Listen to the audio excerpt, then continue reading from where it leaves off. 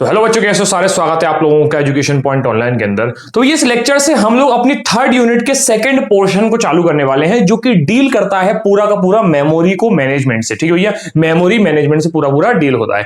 एक एक करके देखते हैं। मेमोरी मैनेजमेंट देखेंगे, फिर पार्टीशन देखेंगे, फिर उसके बाद स्वैपिंग, पेजिंग, सेगमेंटेशन, उसके बाद page replacement algorithm, virtual memory, बहुत सारा कुछ है पढ़ने को। एक एक करके शुरू करते हैं। ठीक है भैया, चलो ठीक है भाई। तो सबसे पहले बात करते हैं भैया मेमोरी मैनेजमेंट की। ठीक है भैया, मेमोरी मैनेजमेंट से पहले हम आपको ये बता देते हैं कि मेमोरी यहां पर किसको कहा जा रहा है। ठीक है भैया, मैंने बोला भैया हमारे पास क्या होती है, एक सेकेंडरी मेमोरी होती है जिसका नाम होता है हार्ड डिस्क ड्राइव। ठीक है भैया, या फिर सॉलिड स्टेट ड्राइव। ठीक है भैया, ये मेरी है क्या, सेकेंडरी मेमोरी। ठीक है भैया, ये बनती कैसे भैया, ये बनती है मेरे मैग्नेटिक मटेरियल से। किससे भैया, मैग्नेटिक मटेरियल। ठीक है भैया, इसके अलावा क्या होता है भैया, इसके अलावा मेरे पास एक होती है प्राइमरी मेमोरी जिसको रैंडम एक्सेस मेमोरी बोला जाता है। ये कैसे बनती है भैया, ये कैपेसिटर से बनती है। ठीक है, ये कैसे बनती है, ये कैपेसिटर से बनती है। ठीक है भैया, ये समझ में आ गया।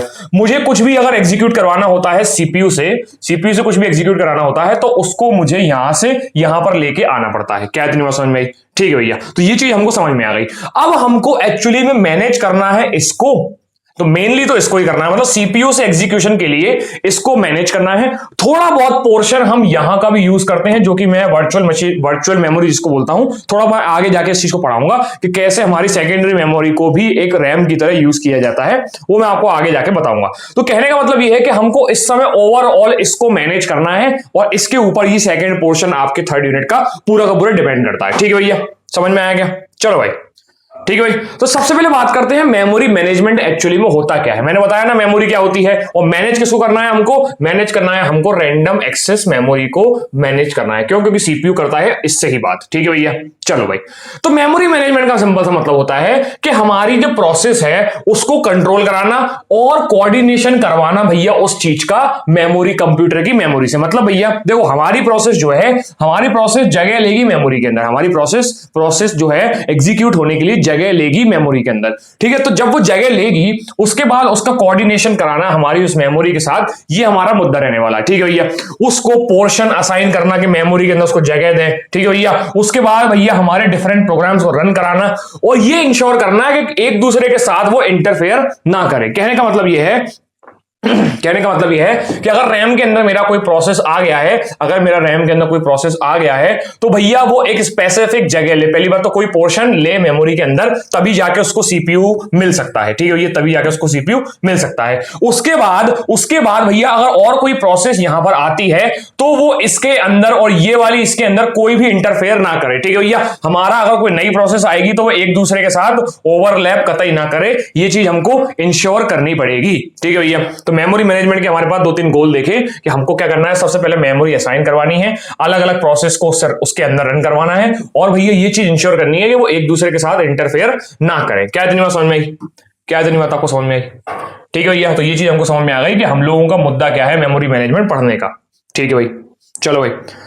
ठीक है भैया, तो हमने बोला कि जब भी कंप्यूटर के अंदर रन करते हैं मल्टीपल प्रोग्राम, तो उसको कुछ चीजें करनी होती हैं। सिंपल सी बात मैंने बोली कि हमारे कंप्यूटर के अंदर जब बहुत सारे प्रोग्राम रन कर रहे होते हैं तो कुछ चीजें करनी होती हैं। सबसे पहली चीज ये है कि हमको ये ट्रैक रिकॉर्ड रखना पड़ता है। ये ट्रैक रिकॉर्ड रखना पड़ता है कि कौन सी प्रोसेस इस समय डेटा को यूज कर रही है और इंस्ट्रक्शन को यूज कर रही है, वो कहां पर स्टोर है। सिंपल सी बात यह है कि भैया हमको ये देखना होता है कि मान लो एक प्रोग्राम जो है वो अब प्रोसेस बना है और ये मेमोरी के अंदर आ गया है। ठीक है भैया, इस प्रोग्राम से, इस प्रोसेस से एसोसिएटेड डेटा कहीं पर रखा हुआ है, तो इस चीज को ये पता होनी चाहिए कि मेरा डेटा एक्चुअली में कहां पर रखा हुआ है। ठीक है भैया, मेरे इंस्ट्रक्शन कहां रखे हुए हैं, मेरा डेटा कहां रखा हुआ है, ये चीज मुझे पता होनी चाहिए।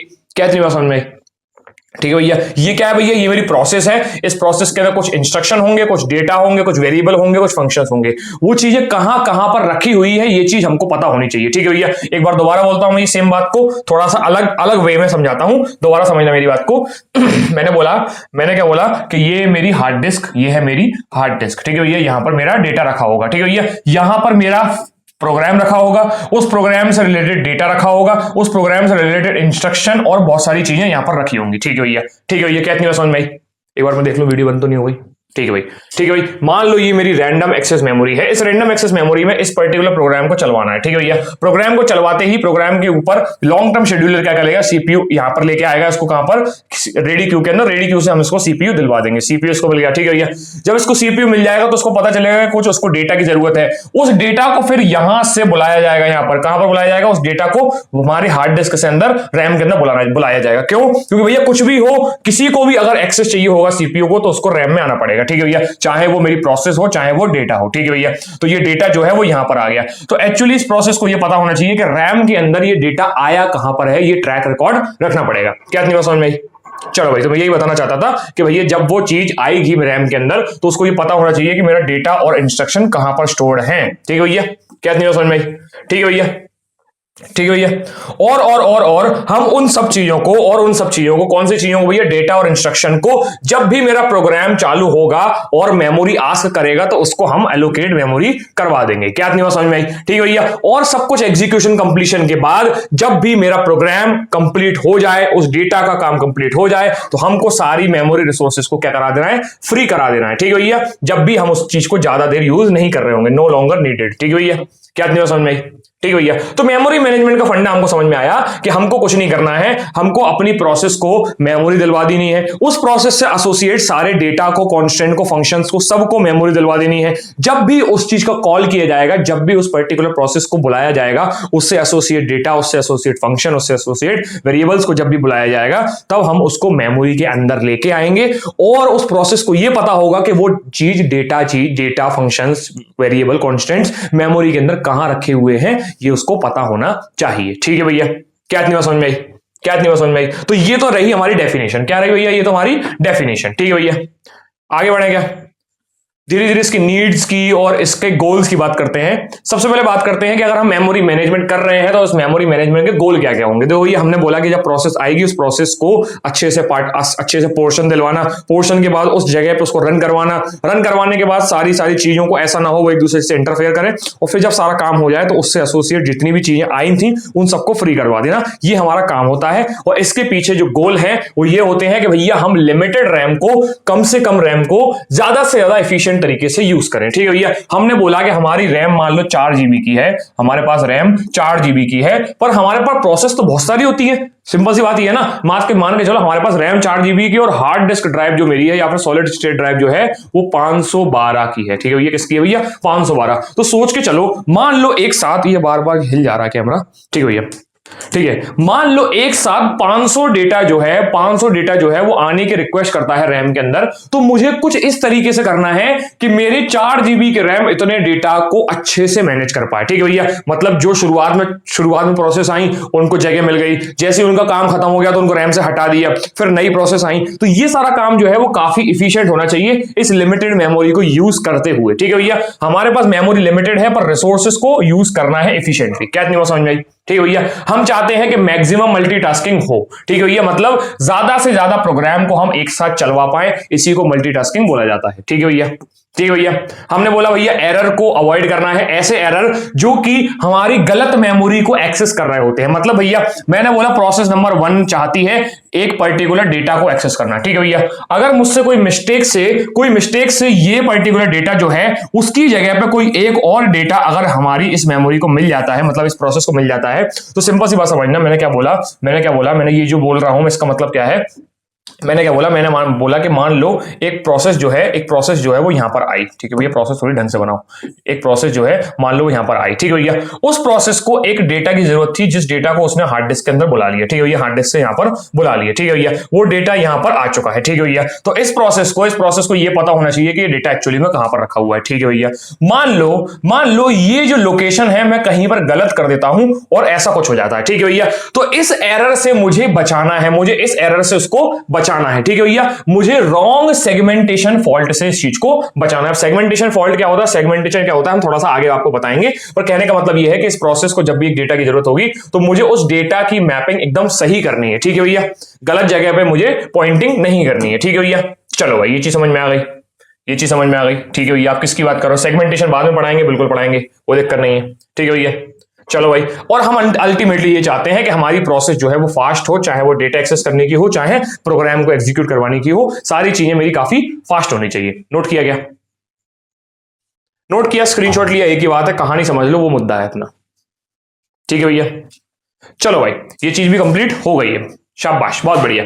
तो बेसिकली हम अब कहते ये हैं कि हम अपना पहला पॉइंट देखो, मेमोरी मैनेजमेंट हमने पढ़ लिया। मेमोरी मैनेजमेंट का क्या होता है? सिंपल सी बात है कि हमको क्या करना है, हमारे डेटा को, फंक्शन को, या किसी भी एप्लीकेशन को, प्रोसेस को हमारे मेमोरी के अंदर जगह दिलवानी होती है। वो मेमोरी में जैसी जगह ले लेती है, अपनी पोजीशन ग्रहण कर लेती है, उसके बाद उसको उस जगह पर चलवाना होता है। चलवाते समय मान लो उसने किसी फंक्शन की, किसी डेटा की डिमांड करी, उसको हम लोगों को हार्ड डिस्क लेके आना पड़ेगा और उसके बाद उसको वहां पर एग्जीक्यूट करवाना पड़ेगा जो भी उसकी रिक्वायरमेंट है उस हिसाब से। ठीक है भैया, और जब भी सब कुछ कंप्लीट हो जाएगा तो हमारे रिसोर्सेज हो जाएंगे फ्री। ठीक है भैया, चलो, इसके बीच में एक प्रोसेस आती है जिसका नाम है पार्टीशन। पार्टीशन का आप सिंपल सा मतलब समझते हो भैया, हमको क्या करना है, बाउंड्रीज बनानी है। क्या बनानी है भैया? बाउंड्रीज बनानी है। सिंपल सा मतलब यह है कि हम चाहते हैं हम अपनी मेमोरी को जगह दिलवाएं, हमारी प्रोसेस को मेमोरी में जगह दिलवाएं।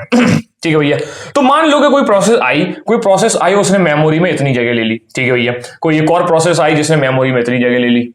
ठीक है भैया, कोई प्रोसेस 1 आई, कोई प्रोसेस 2 आई, हो सकता है कोई मेमोरी में इतनी जगह ले ले। ठीक है भैया, प्रोसेस 3 हो सकता है कोई मेमोरी में ये जगह ले ले। ठीक है भैया, हो सकता है कोई मेमोरी में ये जगह ले ले, हो सकता है कोई मेमोरी में ये जगह ले ले, हो सकता है मेमोरी में कोई ये जगह ले ले और कोई ये जगह ले ले। ठीक भैया, इस तरीके से जो हम टुकड़ों में चीजों को बांट देते हैं, इसको बोला जाता है पार्टीशन। क्या बोलता है भैया?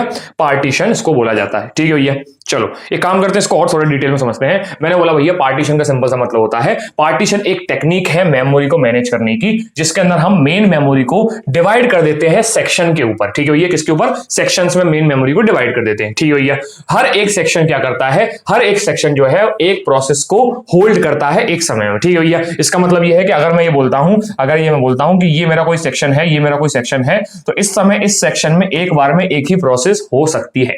क्या इतनी समझ में?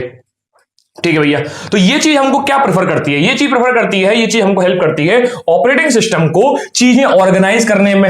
अगर मैं सेक्शंस डिवाइड नहीं करूंगा तो हो सकता है एक के ऊपर एक सारी प्रोसेस कोलैप्स कर जाए। ठीक है भैया, तो हमारी अलोकेशन के लिए भी अच्छा होता है कि हमको ये पता रहता है कि 0 से लेकर के 9 तक का जो एरिया है, ये इस पर्टिकुलर प्रोसेस ने ले रखा है। इस तरह से एलोकेशन भी हम करवा लेते हैं, और जब भी इस प्रोसेस के ऊपर पहुंचना होगा, हम सीधे 0 पे पहुंचेंगे तो हमको पता चल जाएगा इस प्रोसेस पे हम लोग आ चुके हैं। ठीक है भैया, ये भी चीज समझ में आ गई। ठीक है भैया, प्रोटेक्ट करना क्या हुआ? प्रोटेक्ट करना ये हुआ, सिंपल सी बात ये है कि अगर ये दो प्रोसेस हैं लाइन में खड़ी हुई हैं, तो इसको इससे कोई मतलब नहीं है और इसको इससे कोई मतलब नहीं है, ये दोनों एक दूसरे से इंडिपेंडेंट रहने वाली है। ठीक है भैया, और सिंपल सी बात यह है कि हम मल्टीपल प्रोसेस को एक साथ इसके अंदर लाएंगे, तभी हम लोग इसका पार्टीशन कर रहे हैं। वरना हमारा क्या होगा ना, ऐसा तो होगा नहीं कि भैया एक प्रोसेस चालू करेंगे और पूरी की पूरी मेमोरी वो एक ही प्रोसेस खा रही है। क्या नहीं समझ में? तो ऐसा तो हम बिल्कुल करने नहीं वाले। तो ये हमारे क्या हुए, पार्टीशन का मतलब हुआ कि हम लोग सिंपल सी बात ये बोल रहे हैं कि मेमोरी को हम डिफरेंट पार्ट्स में डिवाइड कर देते हैं, जिसको हम सेक्शंस बोल देते हैं।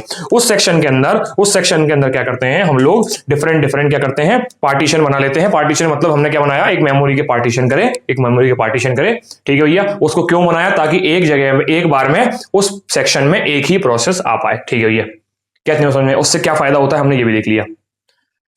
ठीक है भाई, नोट किया गया? आगे बढ़े। ठीक है भैया, आगे बढ़े।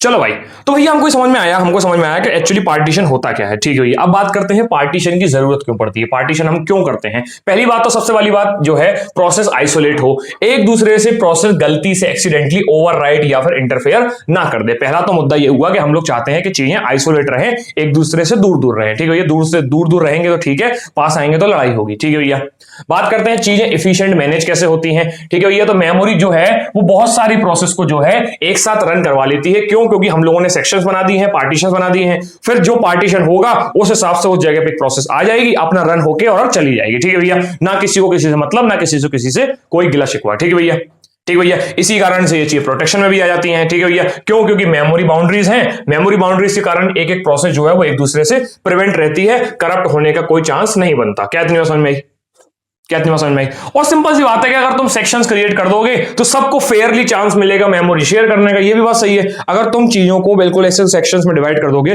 तो सबके पास फेयर चांसेस है, किसी को भी कोई भी सेक्शन मिलेगा, वो वहां जाके अपना काम एग्जीक्यूट करवा लेगा, अपने डेटा को यूज करवा लेगा, और जब चीजें खत्म हो जाएंगी तो वहां से निकल जाएगा, चीजें फ्री कर देगा। क्या इतनी समझ में आई? ठीक है भैया। अब मैं चीजों को इतनी तेजी से इसलिए निकाल रहा हूं क्योंकि ये है थोड़ी सी एकदम एकदम क्या बोले यार, एकदम दो कौड़ी की चीज बोल सकते हैं, वही छोटी छोटी चीजें हैं जो बार बार हमारे आंखों के सामने आ जाती हैं। ठीक है भैया, अगर मैं बोलूं, एक बात समझो मेरी बात, देखो आपको लग रहा होगा कि भैया तो निकाल डाला सब कुछ। निकाल डाला से मेरा मतलब यह है कि भैया आप देखो पार्टीशन क्या होता है, मैंने आपको बताया, चीजों को डिवाइड कर दिया, डिवाइड कर दिया। चलो डिवाइड करने के बाद हमने क्यों डिवाइड किया ये भी सुन लो। डिवाइड इसलिए किया ताकि प्रोसेस जो है वो एक सेक्शन के अंदर आए, पूरी प्रोसेस पूरी की पूरी मेमोरी को अपनी मर्जी अपने बाप का घर समझ के यूटिलाइज ना करे। ठीक है भैया, एक सेक्शन जो बताया है उस सेक्शन में आओ, एग्जीक्यूट करो और चीजों को, रिसोर्सेज को जो जरूरत है उनको मंगा लो और जब हो जाए तब वहां से फ्री करके निकल जाओ। ठीक है भैया, ये तरीका हुआ। इसके क्या क्या फायदे होते हैं हमने देख लिया कि एलोकेशन हो जाता है, एक दूसरे से इंटरफेरेंस नहीं होता, चीजें प्रोटेक्टेड रहती हैं, ये हमने बताया। उसके बाद हम यहां पर आपको उसकी नीड बता रहे हैं, नीड भी तो वही है, नीड भी तो वही है। हमने बोला प्रोसेस आइसोलेट होनी चाहिए, हमने बोला चीजें इतनी मैनेज होनी चाहिए ताकि मल्टीपल प्रोग्राम्स भी साथ में रन करें। हमने बोला भैया अगर आइसोलेट है तो चीजें प्रोटेक्टेड भी रहेंगी। हमने बोला कि भैया अगर फेयर चांसेस मिलेगा तो और अच्छी बात है ना, अगर हम सेक्शंस में डिवाइड नहीं करेंगे तो फेयर चांस कैसे मिलेगा। ठीक है भैया, इसका मतलब तो ये है ना कि भैया जैसे ऑपरेटिंग सिस्टम सबसे पहले ही हमारे मेमोरी के अंदर आ जाता है, सबसे पहले ही हमारी मेमोरी को जगह, मेमोरी के अंदर जगह ले लेता है, तो इसका मतलब ये है कि फिर तो अगर ऐसी बात रही कि फेयर चांस अगर देना ही नहीं होता तो पहली बात तो ऑपरेटिंग सिस्टम नहीं होता, और अगर ऐसा नहीं होता तो भैया ऑपरेटिंग सिस्टम अकेला ही सबको अकेला ही सब सारी जगह ले रहा होता और बाकी को तो मौका ही नहीं मिलता। क्या तुम्हें समझ आई? आगे बढ़े।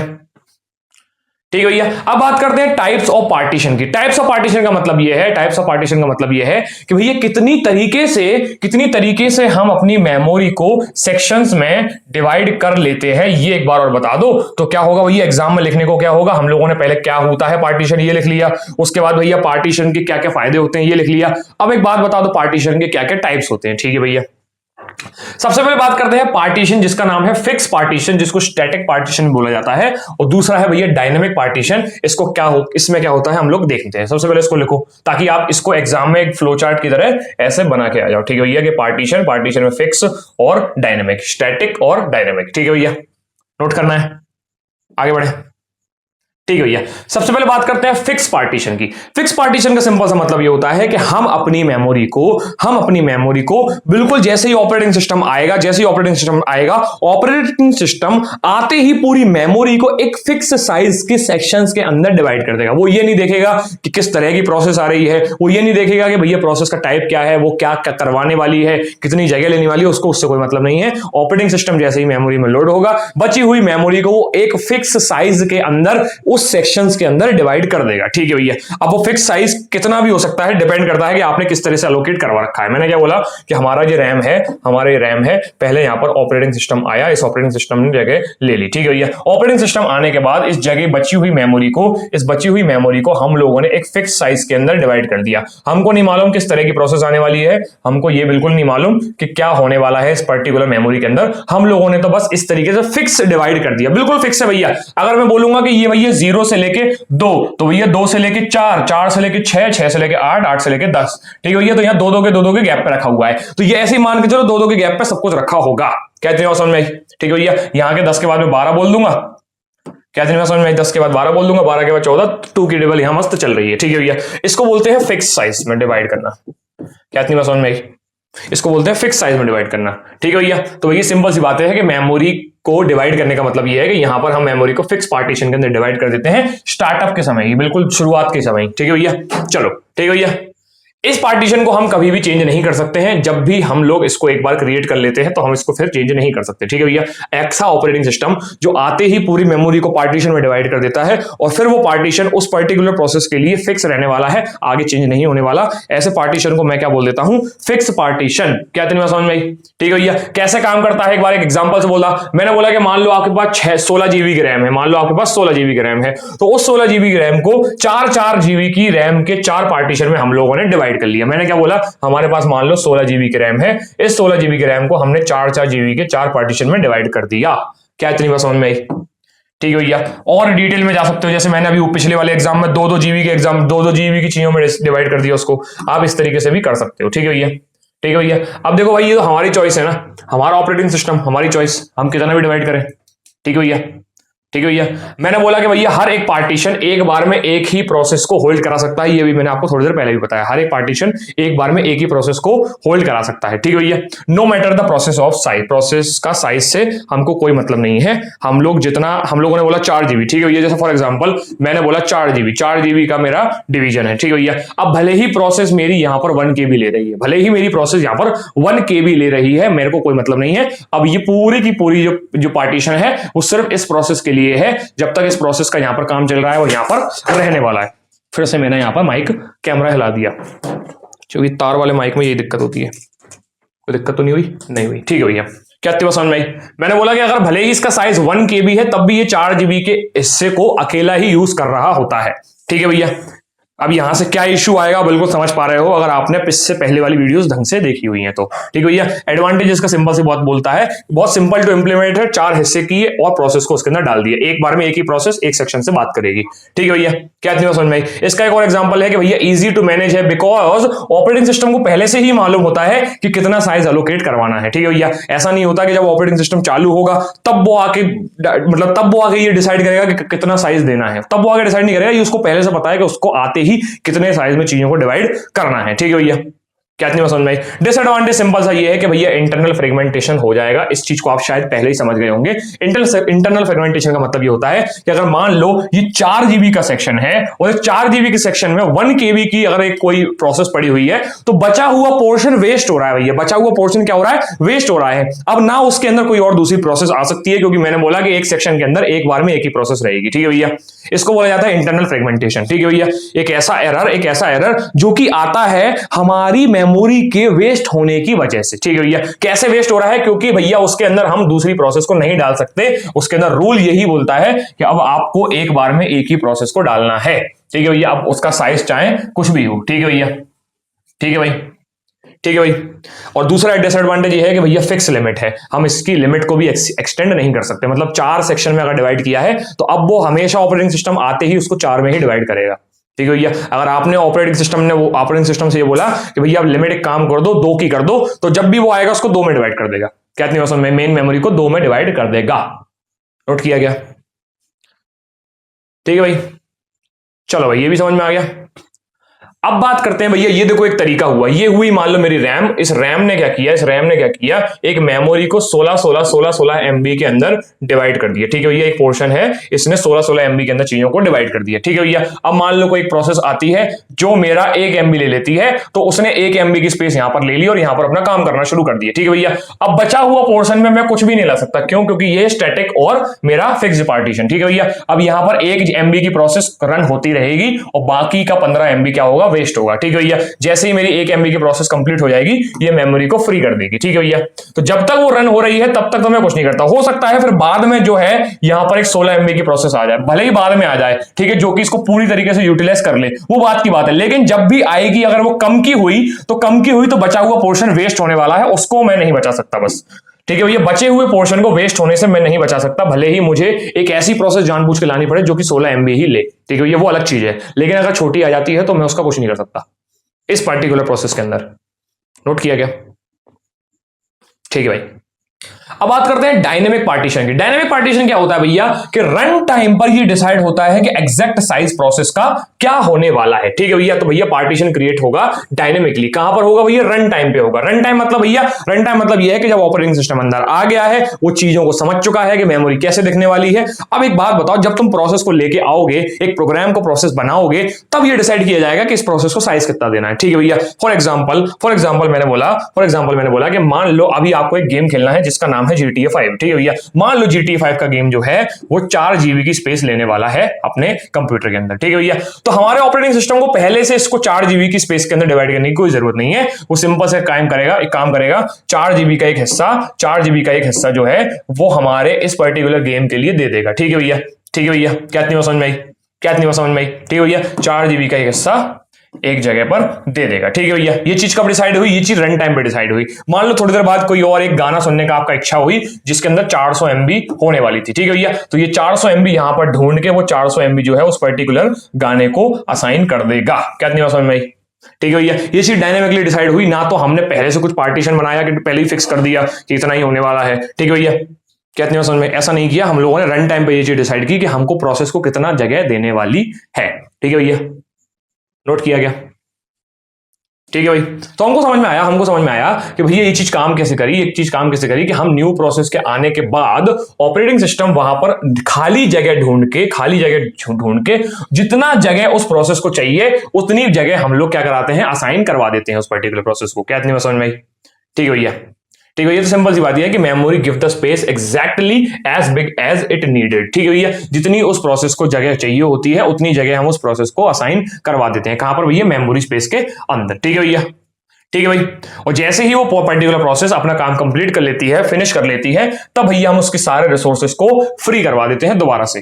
ठीक है भैया, ठीक है भाई, क्या इतनी समझ में आई? क्या इतनी समझ में आई? ठीक है भाई, तो उसके बाद हुआ क्या, उससे पहले तो मैं आपको ये बता दूं कि इसके अंदर मैंने किया क्या। इसके अंदर मैंने सिंपल सी बात की कि जब भी प्रोसेस आएगी, वो प्रोसेस आने के बाद हमारा ऑपरेटिंग सिस्टम खाली जगह ढूंढ के उसको असाइन करवा देगा। असाइन कितना करेगा? उतना ही असाइन करेगा जितनी उस प्रोसेस की साइज होने वाली है, जितना उसने डिमांड किया है। उसने बोला 4 GB, उसने 4 GB दे लिया। उसने बोला 500 MB, उसने 500 MB दे दिया। उसने बोला 1 KB, तो उसने 1 KB का ही जगह उसको दी। ऐसा नहीं है कि हम लोगों ने पहले से ही चीज डिसाइड कर रखी हो कि कितनी जगह के पोर्शन में इसको डालना है। ठीक है भैया, इससे एक डिसएडवांटेज आता है और एक एडवांटेज आता है। एडवांटेज क्या होता है कि भैया इंटरनल फ्रेगमेंटेशन नहीं होगा। क्यों? क्योंकि भैया अगर मुझे पता चला कि मेरी प्रोसेस का साइज 1 KB है, तो भैया मैं इसको 1 KB की ही साइज में डालूंगा, मुझे इसको 4 GB के बड़े से पार्टीशन के अंदर डालने की जरूरत नहीं है। तो इससे क्या होगा भैया? इससे इंटरनल फ्रेगमेंटेशन रुक जाएगा। क्या हो जाएगा? रुक जाएगा। लेकिन एक्सटर्नल फ्रेगमेंटेशन हो जाएगा। इसका मतलब क्या है भैया? इसका मतलब यह है कि भैया हमारी मेमोरी जो है, फ्री मेमोरी स्कैटर्ड फॉर्म में रहेगी। हमारी फ्री मेमोरी जो है वो स्कैटर्ड फॉर्म में रहने वाली है। स्कैटर्ड फॉर्म में रहने वाली का मतलब यह है कि हमको कंटिन्यूअसली फ्री मेमोरी नहीं मिलने वाली। कंटिन्यूअसली हमको फ्री मेमोरी नहीं मिलने वाली। हमको कुछ पोर्शन यहां मिलेगा, कुछ पोर्शन यहां मिलेगा, कुछ पोर्शन यहां मिलेगा। इस तरीके के इस इशू को बोला जाता है एक्सटर्नल फ्रेगमेंटेशन। मतलब भैया हमको कंटिन्यूअसली फ्री मेमोरी नहीं मिलेगी। ठीक है भैया, ये इशू आता है अगर हम डायनेमिक पार्टीशन करने लगते हैं तो। क्यों? क्योंकि रैंडमली क्या करेगा? जगह ढूंढेगा, रैंडमली जगह ढूंढेगा। ठीक है भैया, कैसे ढूंढेगा भैया? कैसे ढूंढेगा? आपने ये भी तो बताया नहीं हमको। चलो भैया मैं बता देता हूं। मैंने बोला मान के चलो अभी इस समय कुछ ऐसी प्रोसेस का सिनेरियो है, कुछ प्रोसेस ऐसी बनी हुई है। ठीक है भैया, मैंने बोला कुछ ऐसा हमारा इस समय सिनेरियो चल रहा है। ठीक है भैया,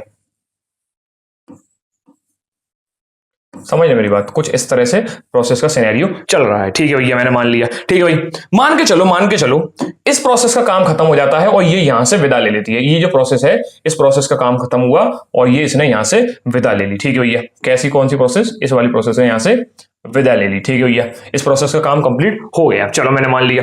ठीक है भाई, उसके बाद मान लो यहां पर एक और प्रोसेस आ गई, ठीक है भैया, हो सकता है इस प्रोसेस का काम यहां से खत्म हो गया, तो इसने भी यहां से विदा ले ली। इस प्रोसेस का भी यहां से काम खत्म हो गया और इसने भी यहां से विदा ले ली। क्या इतनी समझ में? हो सकता है यहां पर कुछ प्रोसेस आ गई हो। ठीक है भैया, अभी ये रन टाइम पे चेंजेस हो रहे हैं। ठीक है भैया, अब मान के चलो कोई प्रोसेस आई जिसको जगह चाहिए थी, मान लो 3 GB, जिसको अब एक बात बताओ, 3 GB खाली नहीं है।